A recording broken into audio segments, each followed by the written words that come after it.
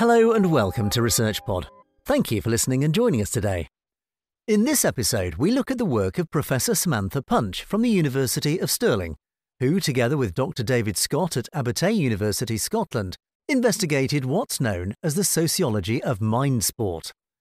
Electronic sports, or esports, have evolved the concept of sport, especially around the mental acuity needed to play.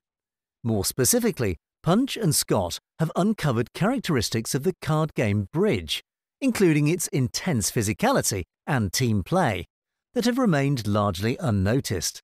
Their research also draws attention to bridge's status as a mind sport that anyone can play. The explosion of electronic sports has changed our understanding of sport. Like big-name footballers and cricketers, professional esports players have dedicated fans and attract six-figure sponsorships. Televised major esports events, beamed from packed stadia, enthrall millions of viewers. Players remain largely seated, and physical exertion seems largely subdued. But study them carefully, and you realise you don't have to swing a sword to be gladiatorial. Furthermore, esports have shown that to be highly competitive within a team requires razor-sharp focus for extended periods, activating and engaging multiple senses, understanding long-game strategy and short-game tactics, and an almost intuitive connection with the other players. With this in mind, a team of researchers is drawing attention to the rigours and benefits of another chair-based sport. Dr. Samantha Punch is Professor of Sociology in the Faculty of Social Sciences at the University of Stirling in Scotland. Her research focuses on childhood, youth and intergenerational relations. She brings to this research an unusual skill set. For over 20 years, she has played competitive bridge at national and international levels. Her insight and experience in this regard have been instrumental in developing a research project called Bridge, a Mind Sport for All, or BAMSA, and helping establish a new academic sub-discipline, the sociology of mind sport. But researching bridge is not about examining the chatter of little old ladies over sherry and a green baize table. Bridge's sedate image is deceptive. It's no coincidence that Agatha Christie, an avid bridge player herself, used it multiple times as a backdrop to murder. For Punch, though, it's a sport that should be played in schools. Bridge is a distinctive and complex trick-taking card game using a standard deck of 52 cards that combine strategy, memory and teamwork. The latter makes it somewhat unique. It is played by 4 players in 2 opposing partnerships. The game consists of bidding and playing the hand, and players engage in offensive and defensive play. The deep level of cooperation and communication required between partners to pull this off gives bridge its unique allure. While partners must work closely, direct communication or secret signals about their hands are prohibited. Instead, they communicate indirectly through their choices of bids and plays. One incorrect interpretation can turn a game and bring defeat to a partnership. It is psychological and emotional as well as technical. This demand for intricate communication, strategic planning and cooperation between partners, all within strict rules about sharing information, elevates bridge from a mere game of cards to a sophisticated mental exercise, combining logic, psychology and teamwork. This combination is why, like chess and Go, bridge carries the mantle of a mind sport, and why Punch sees a space for it in schools. In a recent article with Dr. David Scott in the Sociological Review, Punch also draws attention to its physicality, a term characteristically associated with sport but not with bridge. Scott is a lecturer in sport development at Abertay University in Scotland. His research centres on the role of sport within people's everyday lives and the meanings they attach to it. In the article, the researchers draw on in-depth interviews in a BAMSA study of 52 elite-level bridge players with significant experience at international tournaments. What emerged has helped reframe the concept of physicality. According to Punch and Scott, the physicality that supposedly characterises an activity as a sport traditionally follows notions of Cartesian duality, that the mind and body are separate entities. Professional sports players would disagree and say that much of winning comes from combining body and mind. This monist approach, that the mind and body are inseparable, characterizes how bridge players experience the game. Firstly, bridge players need endurance and stamina. Games require intense concentration and can last hours. Major bridge championships are played over 1 to 2 weeks, which are physically and emotionally exhausting for the participants. The psychology of competition means players require physical presence and poise to be in the game and influence opponents. They continually employ subtle non-verbal communications with their partners, and their senses must be hyper-alert to what their opponents might be doing themselves. Nevertheless, communication at the bridge table cannot be hidden.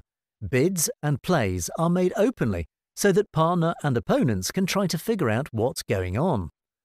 Elite-level players attest to the effects of fatigue, concentration, communication, pressure, anticipation, and physical presence as all noticeably felt experiences. This intensity, especially at an elite level, requires discipline, and although the game is mainly mental, as in other forms of competition, general physical health and well-being can affect performance. It's why elite-level players increasingly follow strict regimes of exercise, diet and nutrition, and rest. Unsurprisingly, confidence plays a crucial role in performance. However, confidence is not only linked to the player's physicality, but because of bridge's interactive and collaborative nature, it is also associated with how they relate to emotional experiences within social contexts.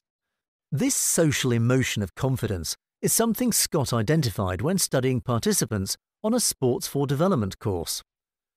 If modern understandings of the mind and the body being reciprocally intertwined are increasingly accepted within wider society, ask Punch and Scott, then why has this not been taken into consideration when it comes to social, cultural and political understandings of mind sports such as bridge as being a sport or physical activity? It is a good question, and for the two researchers committed to education, skills development, physical activity, health and well-being, it is especially pertinent for schools. Indeed, BAMSA's next undertaking is a 4-year international study of bridge, youth and mind sport education.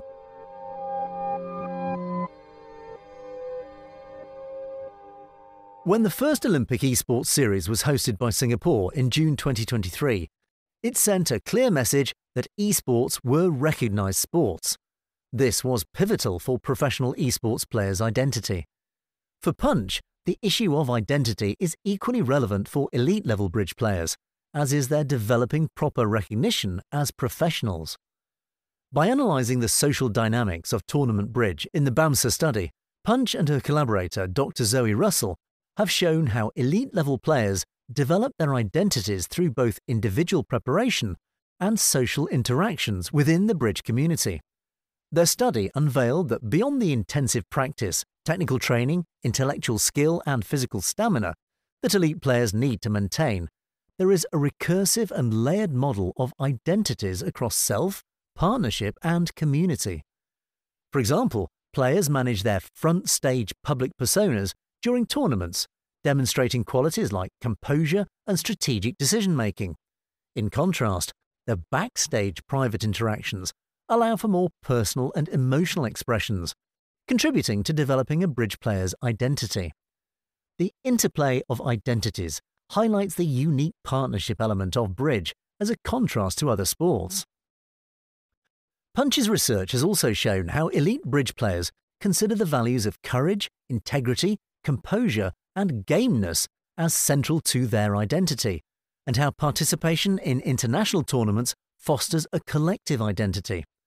Still, when the cards are drawn, national identities rise to the fore. It is indeed Olympian in spirit.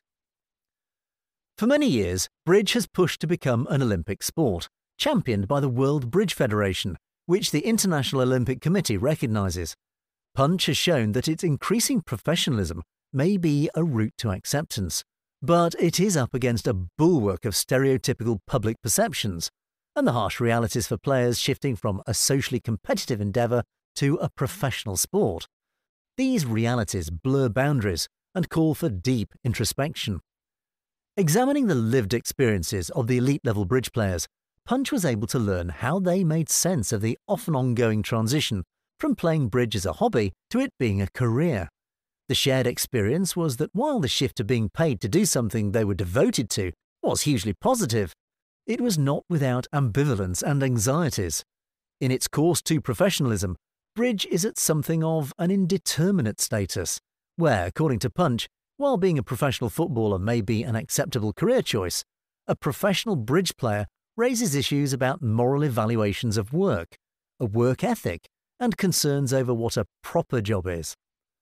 One thing is clear though, we should continually re-evaluate our conception of a sport and the role of Mindsports in education. Bridge is a highly inclusive, competitive, strategic, and at times physically demanding sport that encourages cooperation and partnerships, but can play out in a simple room with chairs and a table. Plus, with esports players becoming heroes in their chairs and the drama and excitement bridge can offer, young people may think differently about what it means to be a gladiator. Ms. Christie would surely approve. That's all for this episode. Thanks for listening. Be sure to stay subscribed to ResearchPod for more of the latest science. See you again soon.